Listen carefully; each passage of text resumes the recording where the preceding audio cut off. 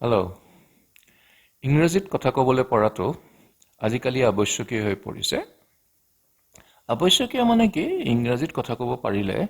আমাৰ বহুত ক্ষেত্ৰত সুবিধা হয়। চাকৰিৰ কাৰণে সুবিধা হয়, ক'ৰবাত ফুৰিব গ'লে সুবিধা হয়। অ'কে, চ' সেইকাৰণে প্ৰায় সকলো মানুহেই ইংৰাজীত কথা বতৰা ক'বলৈ শিকিব বিচাৰে। চ' মই কিছুমান ভিডিঅ' বনাব বিচাৰিছোঁ, যাৰ থ্ৰুৱেদি মই যিসকল ইণ্টাৰেষ্টেড, যিখিনি মানুহৰ ইচ্ছা আছে, তেখেতসকলে যাতে ইংৰাজীটো ক'বলৈ শিকিব পাৰে।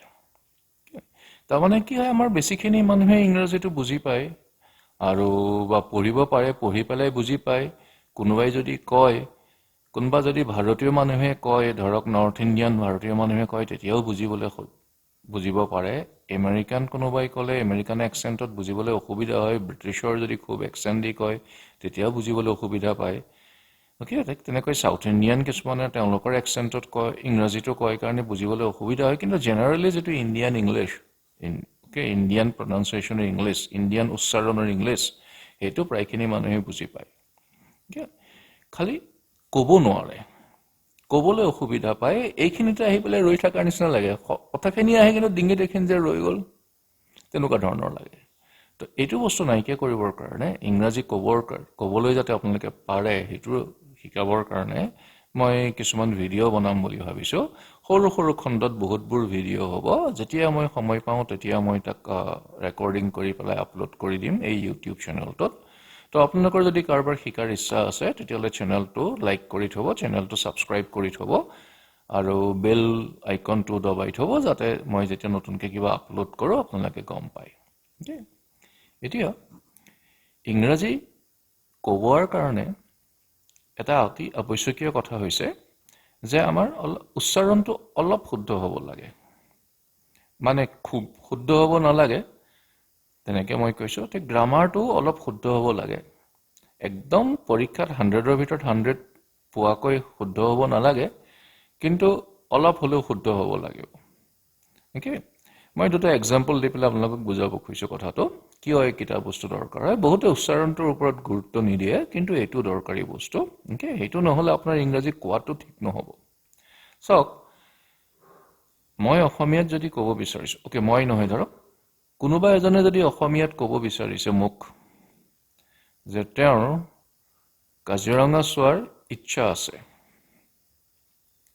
এনেকৈ যদি কয়, তেওঁ কি বুলি কৈছে? মোৰ কাজিৰঙা চোৱাৰ ইচ্ছা আছে। মই বুজি পাম তেওঁ কাজিৰঙা চোৱাৰ আগ্ৰহ আছে, আপুনিও বুজি পাব।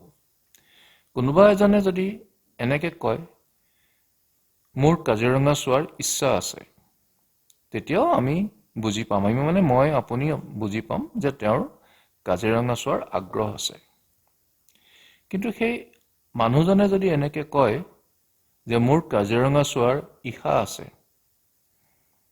তেতিয়া আমি বুজি নাপাম পটককৈ যে তেওঁ ইচ্ছা বুলি কৈছে, কাজিৰঙা চোৱাৰ ইচ্ছা আছে। এইটো কি শব্দ? আমাৰ ব্ৰেইনটো ফটককৈ ভাবিব এইটো কি শব্দ, এইটো শব্দটো নাজানো আমি। তো হয় আমি নিজৰ পৰা ভাবি পেলাই উলিয়াব লাগিব তেওঁ ইচ্ছা আছে বুলি কৈছে, তাৰমানে তেওঁৰ ইচ্ছা আছে, কিন্তু পটককৈ বুজি পৰা নাযায়। তেনেকৈ ধৰক বেলেগ এজন মানুহে যদি কয় মোৰ কাজিৰঙা চোৱাৰ ইচ্ছা আছে, তেতিয়াতো আমি আৰু বুজি নাপাম তেওঁ কি কৈ আছে, নহয় জানো? এই চাওক, যিটো শব্দ ইচ্ছা, যদি ইচ্ছা বুলি কয় তেতিয়াও বুজি পোৱা যায়, ইচ্ছা বুলি যদি কোনোবাই কয় তেতিয়াও বুজি পোৱা যায়। কিন্তু ইচ্ছা বুলি যদি কোনোবাই কয় বা ইচ্ছা বুলি যদি কোনোবাই কয়, তো আমিতো বুজি নাপাম। ঠিক তেনেকৈ এতিয়া বস্তুটো উল্টাকে ভাবক। তাৰমানে মই যদি ইংৰাজীত কথা কৈ পেলাই কাৰোবাক কিবা এটা বুজাব খুজিছোঁ আৰু মোৰ যদি উচ্চাৰণটো শুদ্ধ নহয়, তেতিয়াহ'লে মানুহজনে কথাটো নুবুজিব, সেই শব্দটো নুবুজিব। এটা দুটা শব্দ নুবুজিলে মই কোৱা কথাটো নুবুজিব। বুজি পাইছে? তো আপুনি যেতিয়া ইংৰাজী শিকিব বিচাৰিব, তেতিয়া আপুনি ইংৰাজীৰ শব্দবোৰৰ উচ্চাৰণ অলপ হ'লেও শুদ্ধকৈ কৰিব পাৰিব লাগিব। বহুত মানুহে এই কথাটোত গুৰুত্ব নিদিয়ে। বহুত মানুহে ফনেটিক্স বুলি কয় এইটো বস্তুক ফনেটিক্সৰ ওপৰত গুৰুত্ব নিদিয়ে কিন্তু ইংৰাজী কওঁতেই প্ৰথমতে আপুনি বুজিব লাগিব বা প্ৰথমতে আপুনি এইটোৰ ওপৰত গুৰুত্ব দিব লাগিব যে আপোনাৰ ইংৰাজী শব্দৰ উচ্চাৰণবিলাক অলপ হলেও শুদ্ধ হ'ব লাগিব ঠিক আছে এটা এক্সাম্পল দিওঁ আপুনি যদি এখন দোকানত গৈছে ধৰক আপুনি বাহিৰত কৰবাত ফুৰিব গৈছে গৈ পেলাই আপুনি ইংৰাজীত সুধিব খুজিছে বস্তুটোৰ দাম কিমান আপোনাৰ কিবা এটা বস্তু পছন্দ হ'ল আপুনি বস্তুটোৰ দাম কিমান সুধিব খুজিছে তো আপুনি যদি সুধে what is the rate বস্তুটো আপুনি দেখুৱালে rate আপুনি এনেকৈ আঙুলিয়াই পেলাই দেখুৱাই কৈছে what is the rate what is the rate এনেকৈ যদি কয় তেওঁ বুজি নাপাব ইয়াৰ মানে দামটো কিমান খুদিব কৈছে what is the rate তেওঁ বুজি নাপাব সহজতে বুজি নাপাব কাৰণ এইটোক rate বুলি নকয় এই শব্দটো উচ্চাৰণ হয় মানে এইটোক rate বুলি উচ্চাৰণ নকৰে এইটোক উচ্চাৰণ কৰে rate আপুনি ক'ব লাগিব what is the rate what is the rate দীঘলীয়াকৈ ক'ব খুজিলে what is the rate of this বা সিম্পলি যদি একদম ছুটিকে ক'ব বিচাৰে আঙুলিয়াই ক'ব rate rate rate তেওঁ তেতিয়া বুজি পাব যে আপুনি দামটো খুদিছে তেওঁ দামটো আপোনাক ক'ব চাওক একদম সিম্পল এটা শব্দ rate এটো যদি হেতুৰ উচ্চাৰণটো হয় rate সো আপুনি ক'ব লাগিব what is the rate আপুনি যদি কয় what is rate তাৰমানে rate মানে rate হৈ গল rate উচ্চাৰণ কৰাৰ লগে লগে হেতু rate শব্দটো বুজালে আৰু rate মানে কি নিগনি এন্দুৰ তো আপুনি যদি এনেকৈ পইণ্ট কৰি কয় what is rate বা সিম্পলি যদি কয় rate তেওঁ বুজি নাপায় আপুনি আঙুলিৰে দেখুৱাই কৈছে rate rate তেওঁ বুজি নাপায় তেওঁ ভাবিব পৰা নাই আপুনি কি বিচাৰি সুধি আছে নিগনি কিয় কৈ আছে এই নিগনি সোমাই মোৰ দোকানত ই কুটিলে হেতু কথা সুধিছে নেকি আপুনি তেওঁ ভাবিব যে নিগনি এটো বস্তু কুটিছে হেতু কাৰণে সুধিছে নেকি নে এটো নিগনি মাৰিবলে বস্তু নেকি হেতু কাৰণে হেতু বস্তু সুধিছে নেকি এনেকা হৈ যাব কিন্তু আপুনি যদি কয় উচ্চাৰণটো শুদ্ধ কৰি rate অইনকো কোৱা নাই মাত্ৰ এটা শব্দ কৈছে rate তেওঁ বুজিব এই বস্তুটোৰ দামটো খুদিছে ৰেটটো খুদিছে দামটো খুদিছে তেওঁ কৈ দিব বুজি পাইছে কথাটো সেই কাৰণে ইংৰাজী ক'বলৈ আৰম্ভ কৰোতে যেতিয়া আপুনি ইংৰাজী ক'বলৈ ইচ্ছা কৰি পেলাই শিকিব বিচাৰিছে প্ৰথম বস্তু শিকিব দৰকাৰ হৈছে যে শুদ্ধকৈ কেনেকৈ শব্দবিলাক উচ্চাৰণ কৰিব পাৰি একদম পাৰফেক্ট হ'ব নালাগে ঠিক আছে খুব ধুনীয়া উচ্চাৰণ হ'ব নালাগে আপুনি যদি rate শব্দটো what is rate এনেকেও কয় rate তেতিয়াও হ'ব rate নকয় কিন্তু rate বুলি যদি কয় বুজিব নোৱাৰে এটা জাস্ট এক্সাম্পল দিছো বহুত মানুহে rate কৈ থকা কাৰণে কিছুমান মানুহে বুজি যায় rate বুলি ক'লে যে আপুনি দাম খুদিছে ওকে এটো কমন মিস্টেক কাৰণেহে বহুতে বুজি পায় কিন্তু বেলেগ কিছুমান শব্দত মানুহে বুজি নাপাব ঠিক আছে সো সেইকাৰণে আকৌ এবাৰ কৈছো উচ্চাৰণটোৰ ওপৰত অকমান আমি গুৰুত্ব দিব লাগিব সেইকাৰণে ইয়াৰ পিছৰ খণ্ডকেটাত ইয়াৰ পিছৰ ভিডিঅত মই ইংৰাজীৰ উচ্চাৰণৰ বিষয়ে অকমান ছুটি ভিডিঅ' কেটামান আপলোড কৰিম বুলি ভাবিছো